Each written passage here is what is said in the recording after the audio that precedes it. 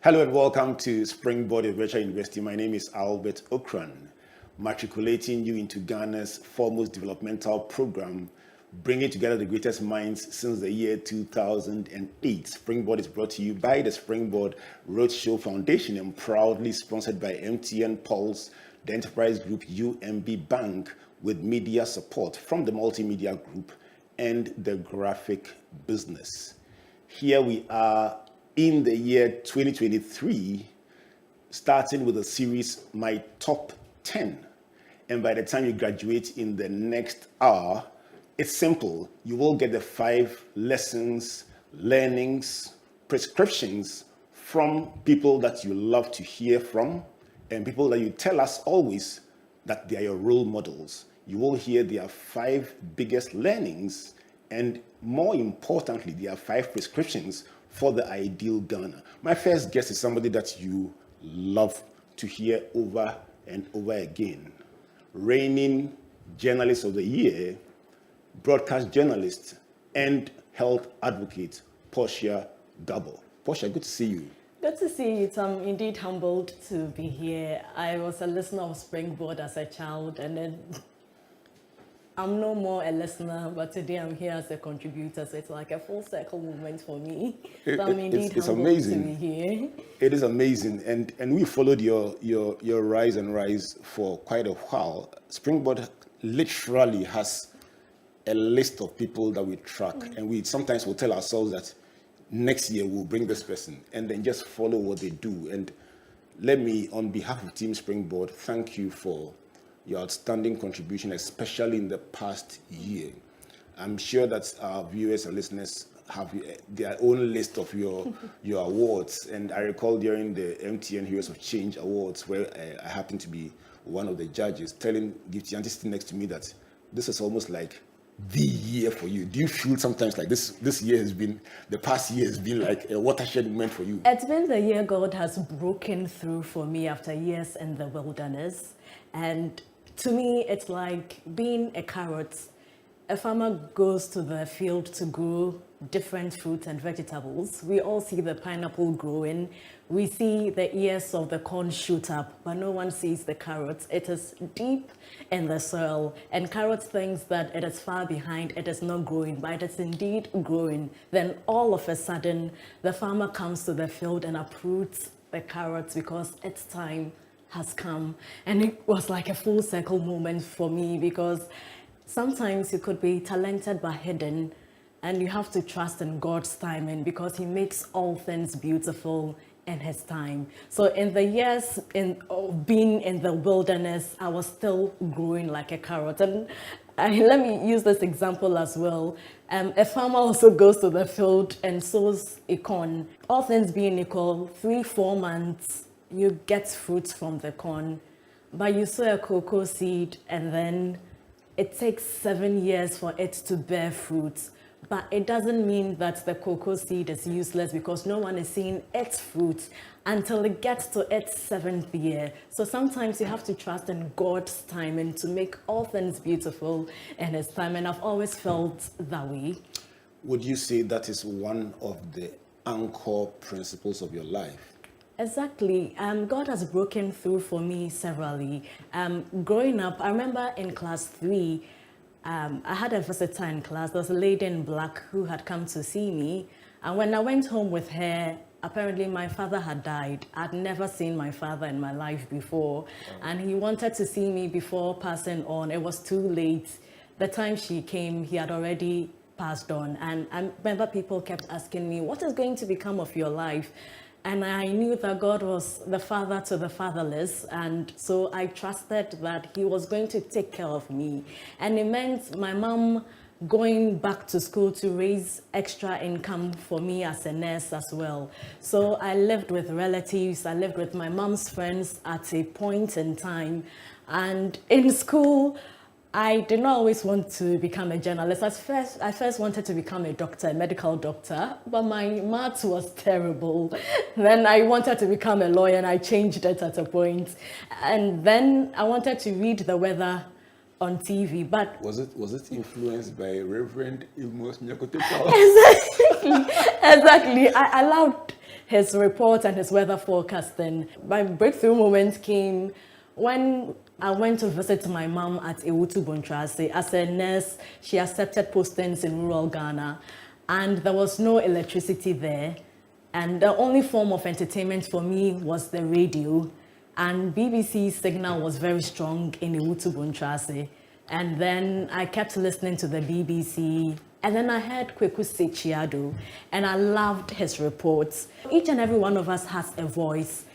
There are many people whose voices are not loud enough, so they need a journalist to come in to amplify their voices for them. So journalism to me is like a microphone amplifying the voices of those whose voices cannot be heard. I don't believe there are people who are voiceless. They have a voice, but their voices are not loud enough. And seeing Kweku do all these things and great reports about Ghana, interviewing skills, I was like, I think I know what I want to become in future. So I decided to become a journalist. But how would I get there? I got to senior high school, Kobo Girls Senior High School, and then I was offered elective maths. I was offered geography. You didn't tell me that you had I was maths. offered economics. I'm like, God, what is this? And so I went severally to school authorities to tell them, could they change my course? I was even willing to repeat because I could be among the first 20 or first 10 in literature, English, social studies, current affairs, and then it gets to maths, and my highest is like 3%. I think maths did not understand me. It's not a matter of me not understanding maths. Maths did not understand me. So it was time to write WASI, and I was wondering what I was going to do. So there was a competition in school then, and they needed the best in maths and science. And then someone who was good in current affairs, social studies, and English. So they settled on a very good science student. And then with the social studies, English, they settled on me. Right. So during the competition, when it got to the maths and science questions, I'll pretend to be working the maths question. Meanwhile, I was drawing flowers on my paper.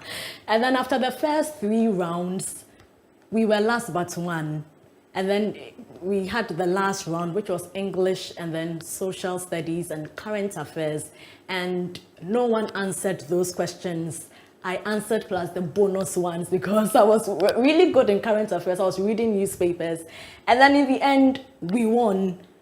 And then it struck a chord with me that if I focused on my strengths while working on my weaknesses, perhaps I could become someone great in life.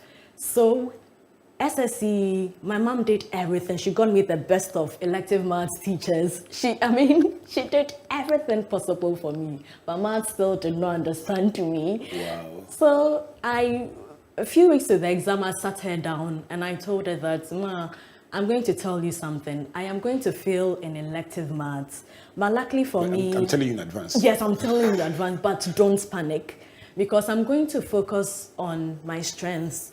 And then at least I'll try to get a pass mark in core maths to push me to the university because they were taking 3 subjects and we're learning 4. So don't panic. I could fail in maths, but I won't fail in life. What do your mom say? She understood me because she had tried everything. They had gotten me the best of teachers, extra classes, and I still wasn't getting it in elective maths. Do you still dislike math? No, now as a journalist, you have to learn everything. So It's interesting, eh? And so exam time came and elective math, I was actually drawing flowers on my... I didn't understand the questions. I didn't or maybe the questions didn't understand me. Let me put it that way. So how did it go? So I wrote the questions back in the paper. You failed. And then lo and behold, the result came and I had an F in elective maths. But Wow. I had my pass and my core maths. So Yes. it was almost prophetic.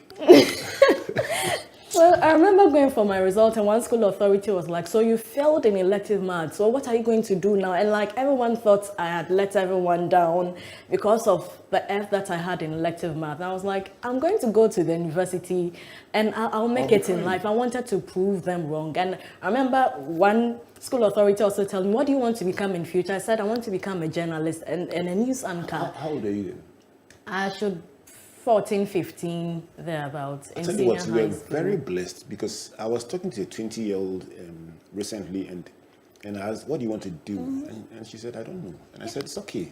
Don't worry. It's okay. It's okay. It's okay. When we were younger, there was so much pressure to know what you wanted to do very, very early. But we are finding out in our research, Portia, that the 10 hottest jobs in the world today did not even exist 10 years ago. So let's let the children be free. Yeah. Let them just learn their basics. Even as adults, we are still figuring out what we want to become. We are still becoming. Exactly. Because even under journalism, there are probably about 20 different expressions. At first, we were just journalists. Yeah. These days, somebody is a specialist in health. Somebody is doing agricultural journalism. So let's just relax. Yeah. All right, this is Springboard, your virtual university. Our series is called My Top 10, and I happen to be here with Portia Gabor. Portia is just an amazing person and a good storyteller. One thing I love about her. And she's been unpacking the story of her life and helping us to distill the lessons. Even without she mentioning it, I can see 3 clear ones. Don't let me influence your selection, but my selection from what you've said so far, the first is about patience. Use the story of the carrot, which I liked. And then also the story of corn versus cocoa to say that sometimes in God's workings in your life, it's a patient process. And so don't think that it's not working, it takes time. And you know how important cocoa is to Ghana's GDP as compared to corn. Yeah. The second one is what you call the turning point moment, where you say you're trying to figure out what to do with your life, and in the most unlikely of places, listening to the BBC and of all persons, my good friend Kukusi Chiado, you stumbled upon the fact that journalism is giving a mic or amplifying the voiceless, and then you decided to become a journalist, not in Accra, but in YouTube. That was a nice one. The third one is about focusing on your strengths or playing to your strengths, and you describe a beautiful story about a competition where you knew that as for the math part, you leave it for them, you draw flowers. Are you an artist as well? I can do something small. For your own purposes, not for competitions. But you share that at the end of the day, you reserve your strength for where you were strong, and you came in there in the second half. And you won the match. So 3 lessons from you so far. What are your own lessons about your life? What are the key pillars that drive your life? While we enjoy Portia's 5 big lessons, make time to share your own lessons with us. Everyone has a story. She says journalism is about putting a mic before the voiceless. Springboard is giving you a mic to tell us your own top 5 lessons. Let's talk about them on social media. Let's share them. Let's make this a developmental conversation, finding out everyone's voice and their lessons. So Portia, on to university. Yes, I went to the African University College of Communication to study communication studies. That's the youngest institution. Yes, and fantastic person. During that time, while in school, I was also teaching 2 kids in my neighborhood and helping them with their homework. And when we were tired, I'll just pick a newspaper and I'll pretend as if I was a newscaster on TV3. So I'll pick the newspaper. Hello and welcome. It was a standard of journalism at that time. That's why. So the Emma Morrisons were there, the Nana Banamwes were there, the Henry Malms were there. So I'll pretend as if I am those news anchors, and then the kids will be laughing with me. So I'll just pick, and then they'll all be laughing. And then after completing AUCC, I did my national service at the Ministry of Information, the Information Services Department. That place too, during our break time, I'll gather my friends and then I'll pick a newspaper and I'll pretend I'm a news anchor, and then we'll all be laughing. By the time I realized, my friends started recording me and then would laugh over it. And then one day, a guy came along with a video camera, the big ones, and then he'll record me as if I'm actually in the studio. Then one day, while we were doing that, TV3 was looking for a newscaster and a journalist, and we saw that on telly while I was pretending I was a news anchor. As if in unison, everyone's eye turned to me and they were like, this is you, they are the one they are looking for. I was like, really? And they're like, yes, you've prepared with us. You've prepared with the kids in your neighborhood. Don't despise your small beginnings. this is actually a preparatory ground for you to go out there into the field. And well, there was one thing, I was a very shy person, and Just like me.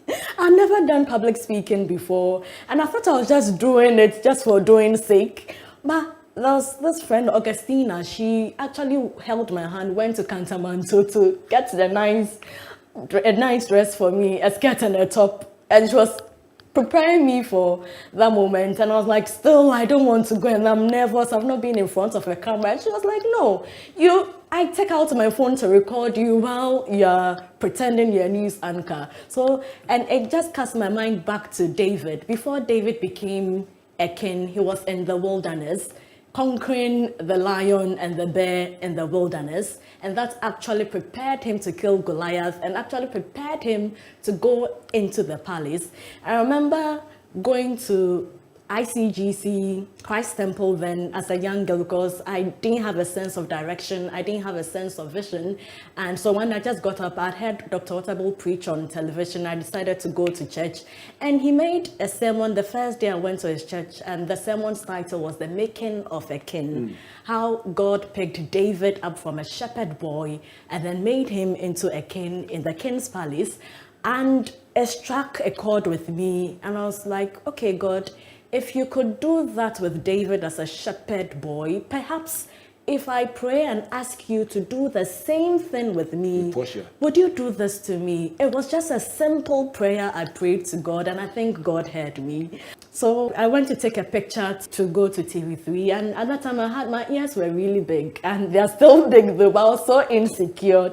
And I had ponytail that day, so it meant that my ears were sticking out, and what I wanted to hide were actually sticking out. But that actually attracted the news editor to call me that day when he saw my passport picture, because it looked like his daughter's ears as well. His family, their ears looked like mine. So it's interesting how something I've always been trying to hide rather made the news editor pick me up from among the pictures that he had seen. you know what? There's something about your story that's very compelling. Have you thought about writing a book?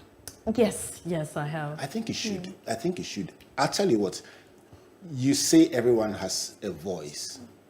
And to borrow the words of my good friend and mentor, Uncle Ebohua, he says everyone has a story. So when I was writing my first book, he said to me, I'll write a recommendation in the book for you on only one condition. Tell me the title of the second book. Because the first book, there is no scoring. Everyone has a story, so your first book is your story. But to just go back to that point, I think that you have a very good storytelling ability, and so it will lend more oomph to your story when you tell it. You tell it very well, and it's very compelling. I see so many points of interest in your story, and you seem to enjoy telling it. Yes. I think I was called to do this. To me, my work is a calling. And I think God, and it's something I'll do over and over and over again. I think God has placed me in this life or this world for such a time as this to make an impact before either he returns or calls me home. And it's, Reverend Albert, I've won many awards in my lifetime, but there's one that I haven't won yet, which I yearn to, and I always strive to get there, is to hear my Creator tell me one day that, well done, good and faithful servant. How big is faith in everything that you do? It's number one. It's everything for me. So I remember, after going into the palace grounds, which was TV3, I had to relearn everything. So for example, before going to TV3, you'd say the word says, but actually it is says.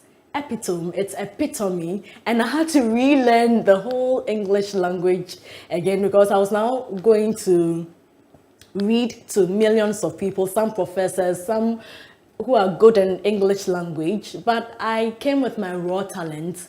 So I made mistakes initially. So when that happened, I was asked to sit back and not come on air to do the major bulletins. I was moved back to focus on the lesser bulletins, like the news and briefs. And One day, I went to work and the security man called me to open page 2 of Graphic Showbiz. A professor had written an article about news anchoring in Ghana, and he mentioned the names of some people he felt were not good enough to be on television, and my name was Pat.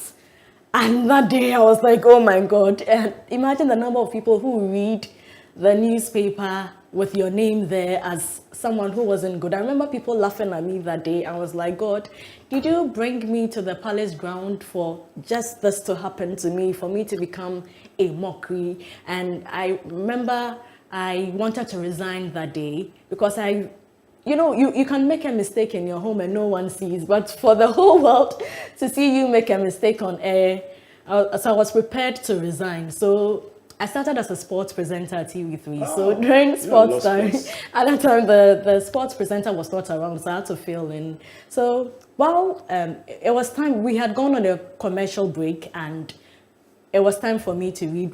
They asked me to do voice check and I was so down, I burst into tears.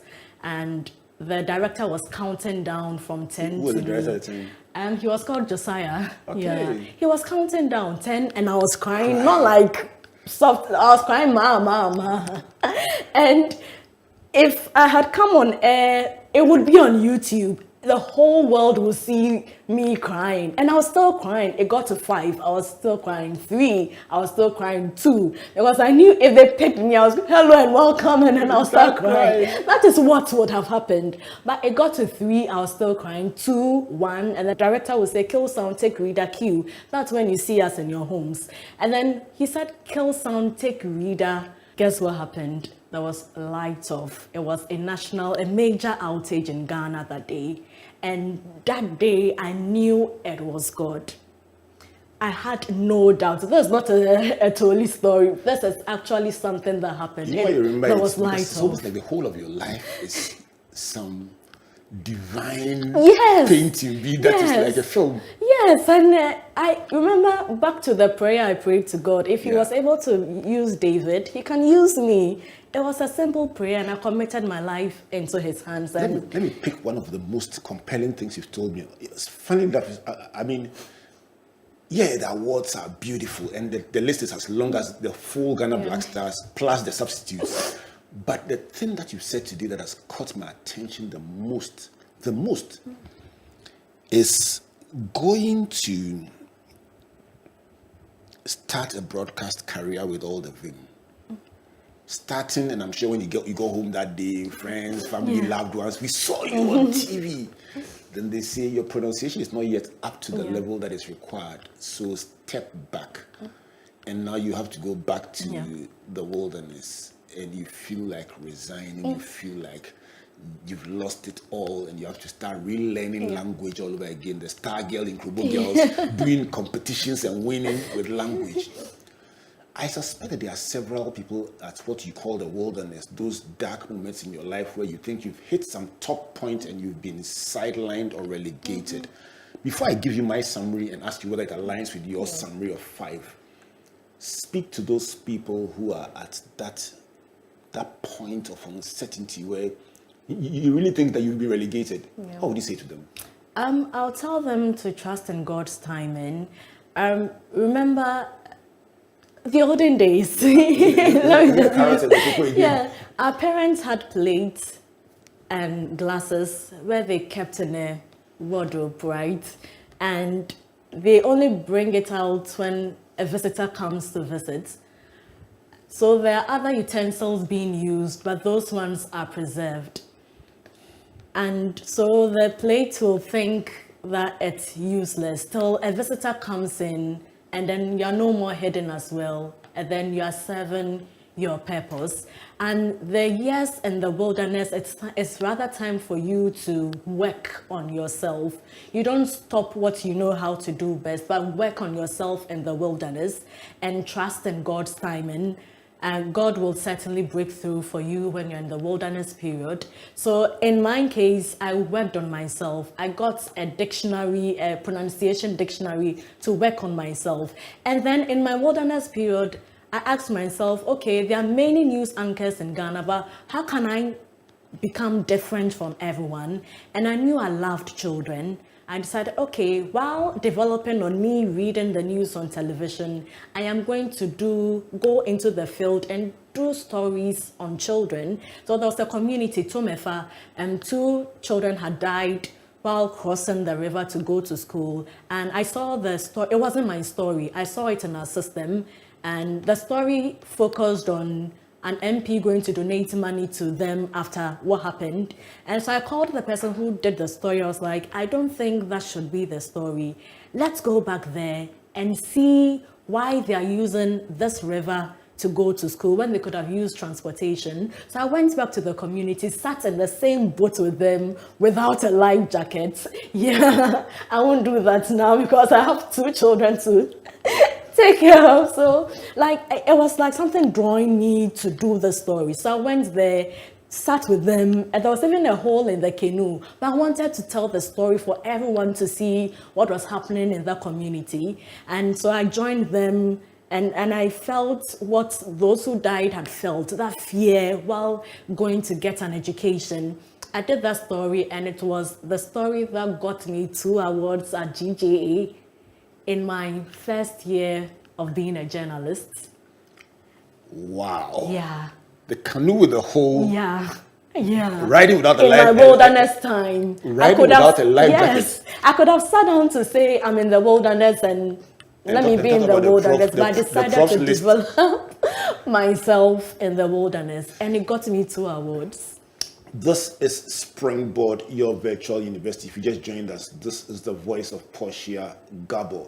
She's a Journalist of the Year, MTN Heroes of Change Award winner, and a long list of other awards, taking us back to the Genesis and the Exodus and the Leviticus of her life, helping us to appreciate how the thoughts of her life were framed. If you want a summary, I wonder whether my summary will be the same as hers. But Portia, out of this story you've told, if I asked you for five lessons, what would they be? So do not despise your small beginnings. All right. You put God first. Delays are not denials. And then you work on yourself. And then there's always a turning point moment of your life. And God makes all things beautiful in His time. And so hold on, work on yourself. That moment will come. Is that how you are? Hey, Rabba. Let me start it. You see, you journalist, you think everything is doing a documentary. Eh? You are a teacher now. You have come to class. Your students are listening to you. Lesson number 1, children, have you heard? Do not despise small beginnings. Lesson number 2, put God first. Okay. Lesson number 3, delays are not denials. Yeah. Lesson number 4, you said something about the wilderness, did you? Yes, develop yourself in the wilderness period. All right. Don't be sad during the wilderness period, but develop yourself during the develop yourself in the wilderness, and then the final one. And then you hope for your turning point moment. You keep hope alive. Keep hope alive for your turning point. All right. I think there's congruence between the thoughts that you share and the lessons that I learned from you, and I will show you how they match, and I will map them. So if I were drawing the lessons instead of letting you share them, it would have been first one about patience, the story of the carrot, and then also the cocoa and the corn examples. The second one would have been serendipity, or the turning point, and how in a little village, not even close to Accra, you found your gift and found your career in Ewutu Bontoase, listening to Kweku Sechiado on the BBC. And actually met Kweku Sechiado. I was going to ask you whether in person and how person. did you tell him the impact you had on your life? Yeah. He's such a fine gentleman. And I wasn't even a journalist then. Wow. I tried French at Alliance Française. So one day in my class, we had a new student and it was Kweku Sechiado. I was like, oh my God. Now I needed to get through to him for him to know me, but I didn't know how to approach him. So one day we had closed and I was going, and then someone honked, and I turned, it was Kweku. He was giving me a lift to the junction, and I told him everything. I was like, wow. I've waited for almost all my life for this moment, and he gave me advice to pursue excellence, and you are grateful. And he won Journalist of the Year as well. in his time. He Yes. had once also looked up to him that when here I am to. Have you seen him since he became general No, I secretary? haven't seen him. Okay, so that's the fruit of your hard work. Okay, so it would have been patience, serendipity, or turning point, playing to your strengths. That's beautiful competition in Krobo Girls. Then also preparation, national service with the children, recording it. Nobody's watching you. You're recording and trying and trying. But the one that I like, everyone needs an Augustina. Yeah. I think that's really nice. We should write a book with a chapter called "Everyone Needs an Augustina." I will. Charlie, she will record you. She will encourage you. And she will go to Katamatu and buy you a dress. I'm and say, telling "Charlie, go and do you." it." And then that's on relationships. And the last one is the faith. Faith being the anchor of your life, and your work being a calling. Let's go for a break. And this is Springboard, your virtual university. When we come back, now that Portia is the journalist of the year, traveled around the country, sat on boats with holes under them without a life jacket, something she will not do now that she has 2 children. What would be her ideal Ghana? How will she bring all her experiences to bear on making simple suggestions of how we can make this country better? This is our country. Each of us has an idea about how we would like it to be. Portia will be sharing her 5 big prescriptions when we come back from this break. Don't go away. You will enjoy it.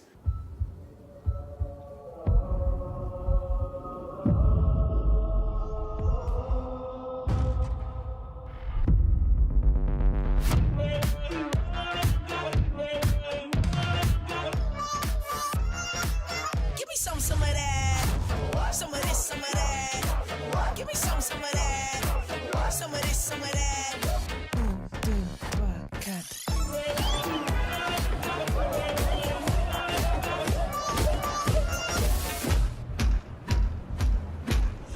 One, make you melt like the sun. 2, I can make it all about you. 3, you should make it all about me. 4, yeah, I think I like that more.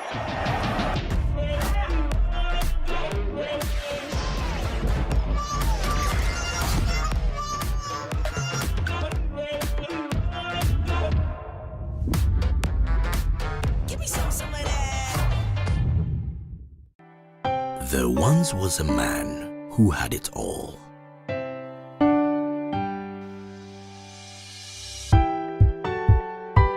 He had skill, he had charisma.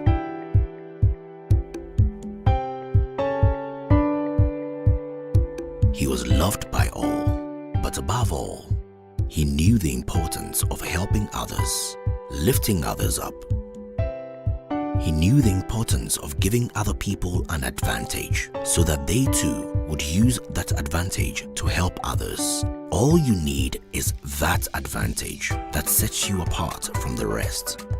And when you discover that advantage, life's challenges don't seem so daunting anymore. That's where we come in. Enterprise, your advantage.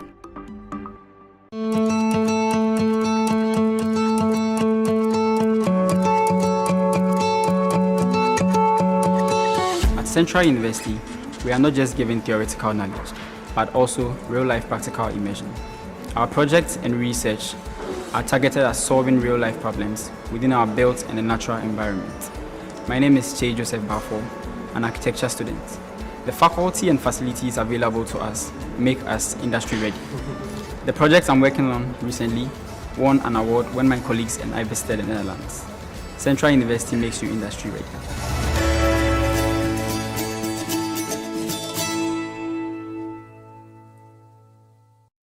Welcome back to Springboard, your virtual university.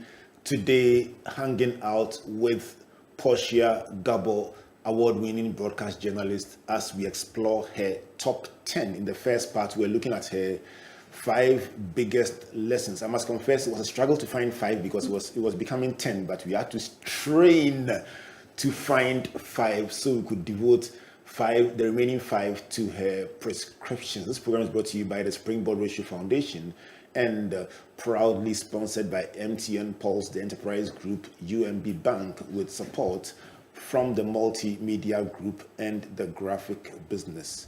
She mentioned the graphic. Is this showbiz or business? Showbiz. Showbiz. So this time we'll switch to graphic business. On Tuesday, you will see this full interview with Portia transcribed for your learning and for your sharing with your loved ones. You'll find it also on my Joy Online and also on springboard.com.gh. So far, Portia's lessons: number 1, don't despise small beginnings. Number 2, prepare for your turning point moment. Number 3, develop yourself in the wilderness. Number 4, delays are not denials. And the last one, very importantly, is about faith. Put God first.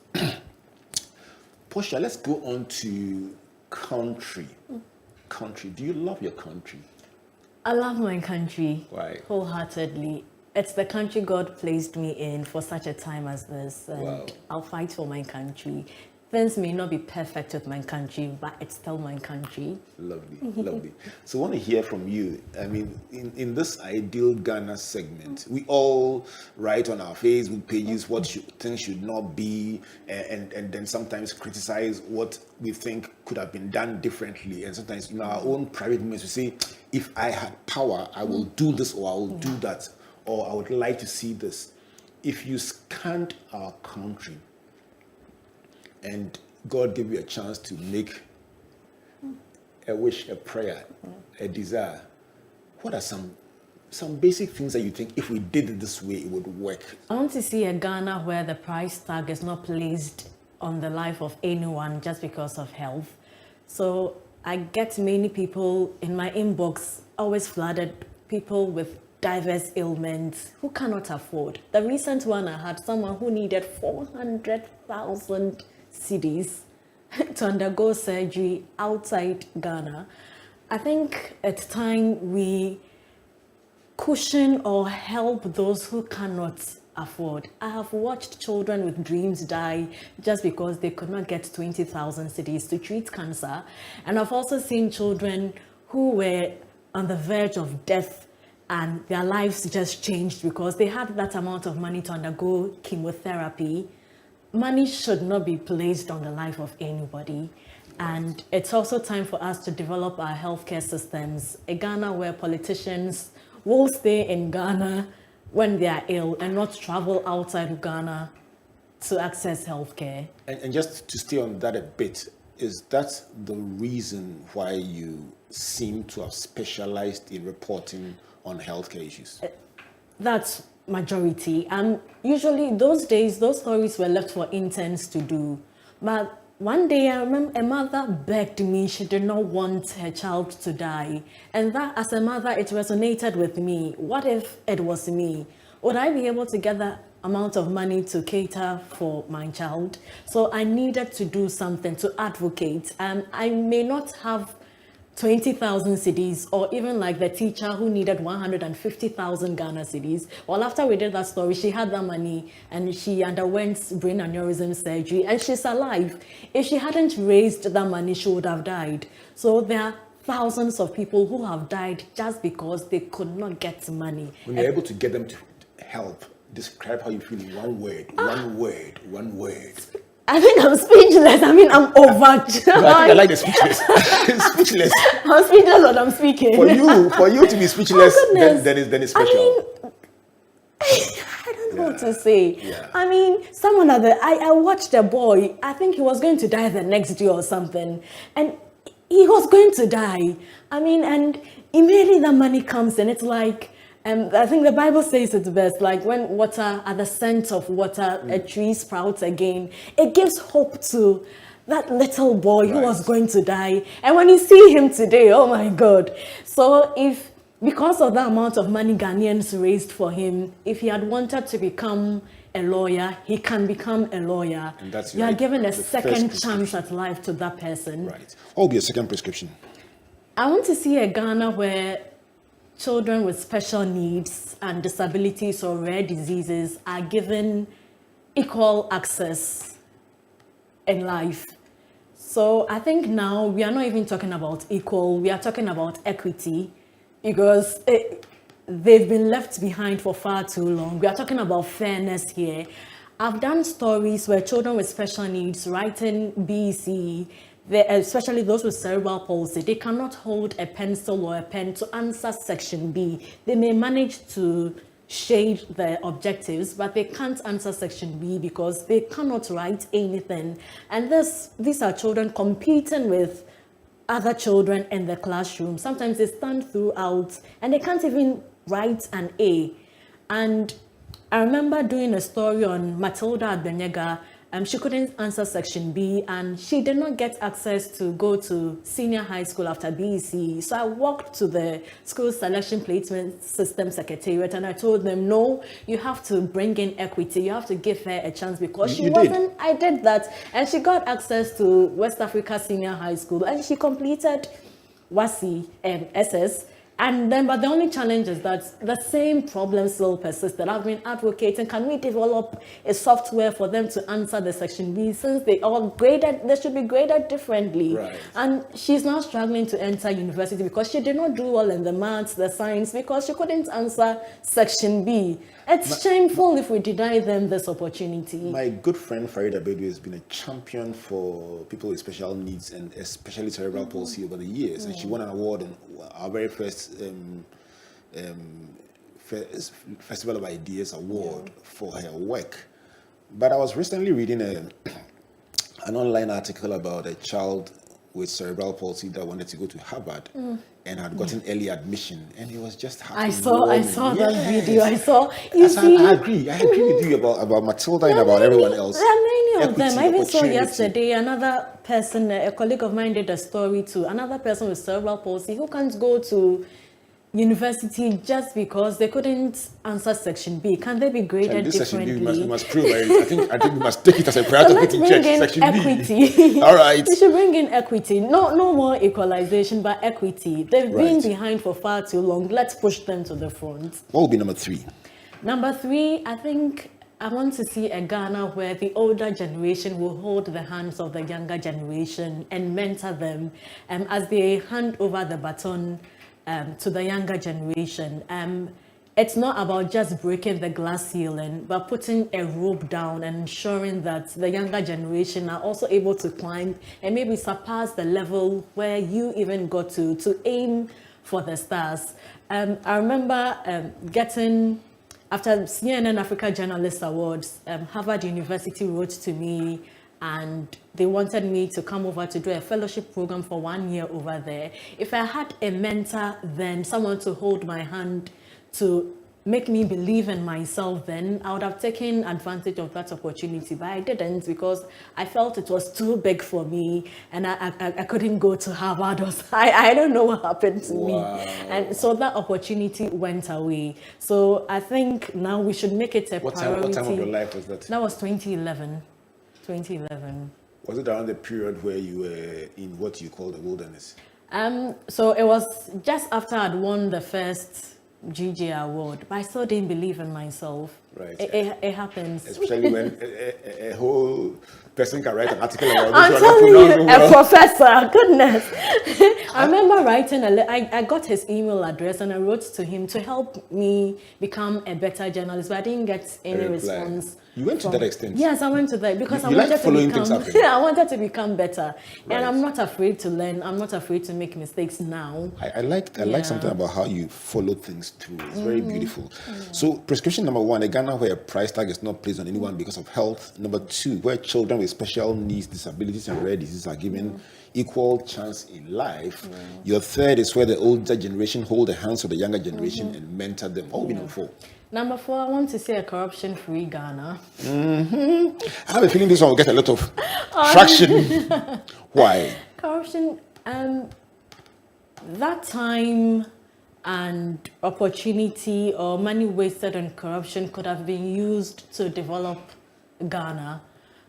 Corruption draws Ghana back hundreds of years backwards, and I think we can do better. We need leaders who would be bold enough to tackle this cancer. There may be a cure for cancer, there may be a cure for HIV and AIDS, but what's the cure for corruption? I think we should, the Bible says, train up the child in the way he should go, and when he's old, he will not depart from it. Can we start teaching children the honor code, like let them know right from wrong from the early stages.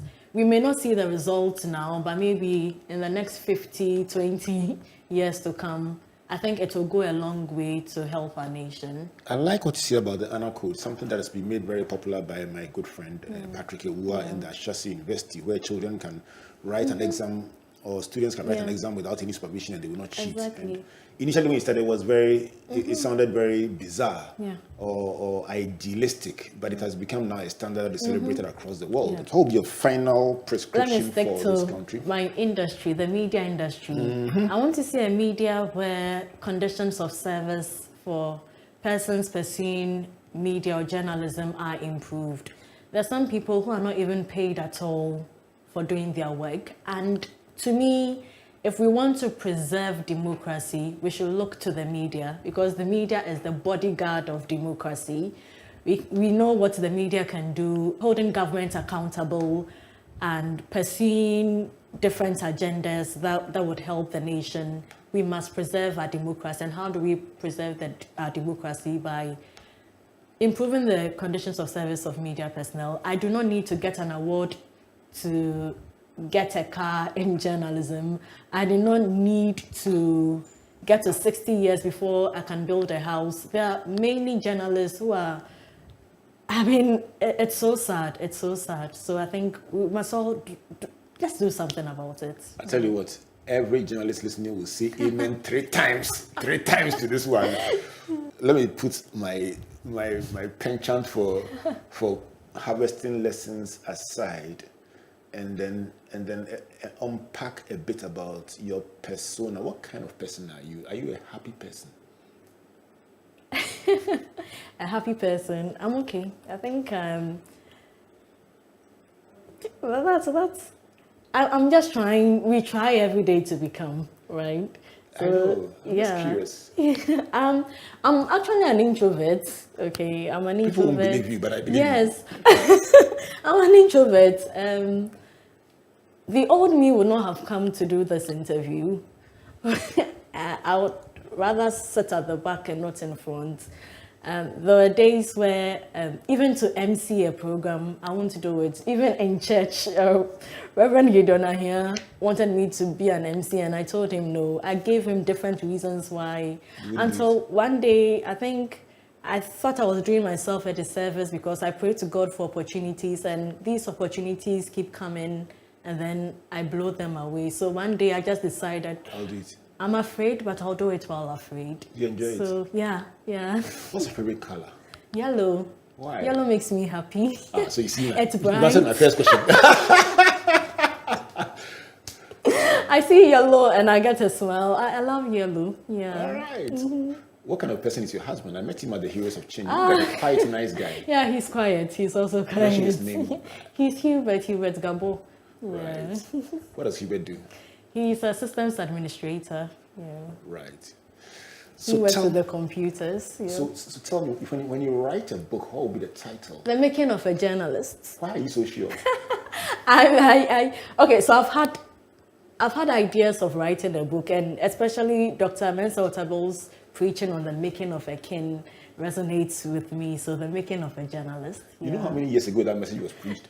Several years ago. Several years ago. But it's imprinted a lesson in your mind and you haven't forgotten. So when you do something today, you should have it in mind that generations to come, someone may pick what you did. So be careful what you say today, because you don't know where it may land someday. Tell me about a moment when you were, as they say, going your somewhere, either here in the Ghana or abroad, anywhere, and somebody came to you to say something about something you had said or published or done that changed their lives and stuck with you for a long time. Share something like that with me. So just recently, I did a story. I love doing stories on disabilities and persons with rare diseases.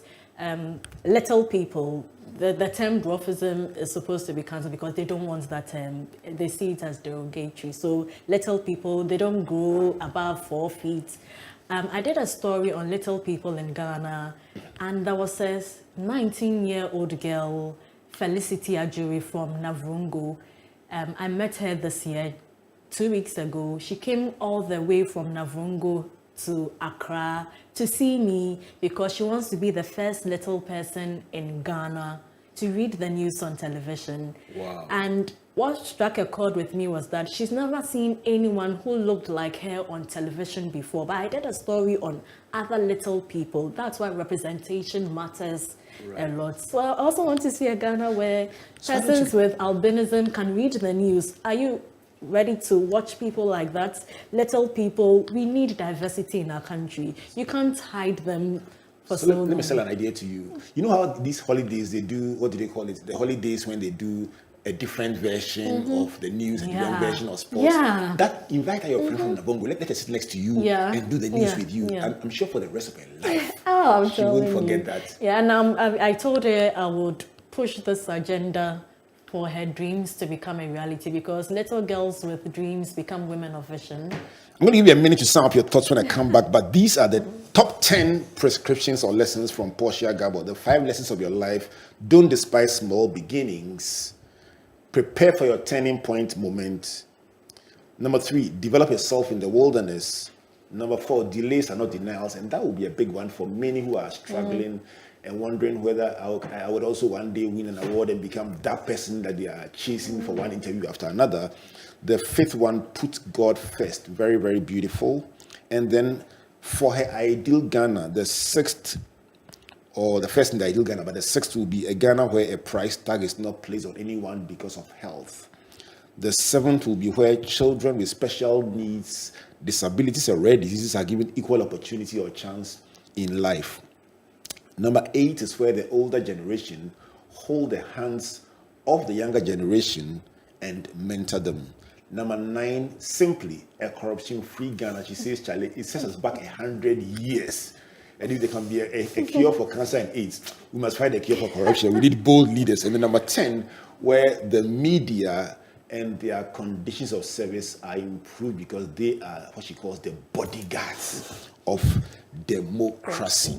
You know, Portia, I have loved this conversation, and if I may say so, I pray for you that God will guide you this year, and even for what you think has been the most fantastic year of your life. I heard when Pastor Tabo came to your church and he spoke over your life and talked about his pride as a pastor. He's seeing you present your laptop as an award to the church, and that was a very special moment for me. Hearing him, he's somebody I really admire and look up to very much, and hearing him say those words about you was very special. But I pray that this year will be even better. Amen. Yeah, God is not tired of more. We'll call it next year. You come and tell us an even better story. So, from Comfort and I, we don't have an award for you, but we have this book called 1001 Tips for an Outstanding Life. So this is an autograph copy for you as your award. This is more than an award. This is more than shake hands, an award. And then guess what? A bonus for you, becoming a best-selling author. This book is just dedicated to that project, that book you mentioned. What's the title again? The Making of a Journalist. The Making of a Journalist. In advance, when that book comes out, please buy one and buy 10 for your former school. and record this so that when it happens, you say, I told you so. So this is another one for you. Thank becoming you so much. A best-selling Thank author. you so much. I am honored and humbled. It's a blessing. For you to so before you sign off, let me give you a minute to look into camera and speak to that young person who probably is in the wilderness and saying, hey, tell them something. Hello everyone, I'm Portia Gabor, a journalist, and I just want to tell you watching me that a big tree was once a seed.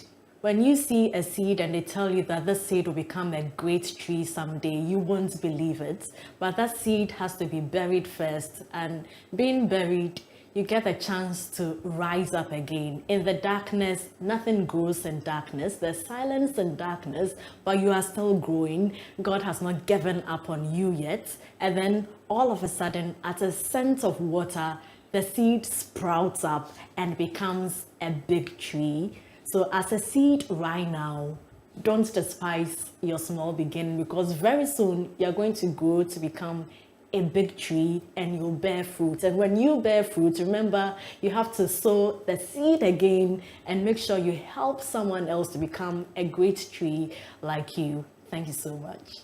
And everyone said, amen. All right, so that has been Pastor Portia Gabor. Portia Gabor, my good friend, journalist of the year, sharing her thoughts with us on her ideal Ghana and also her lessons on her journey.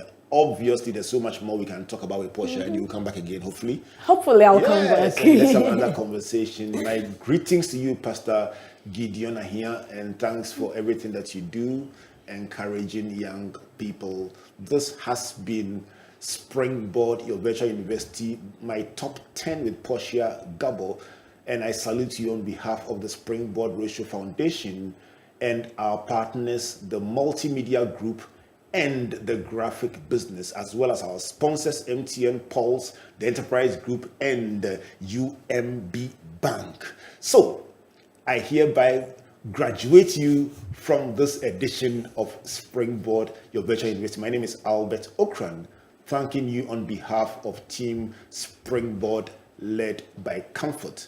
God bless you, God bless you, and God bless you.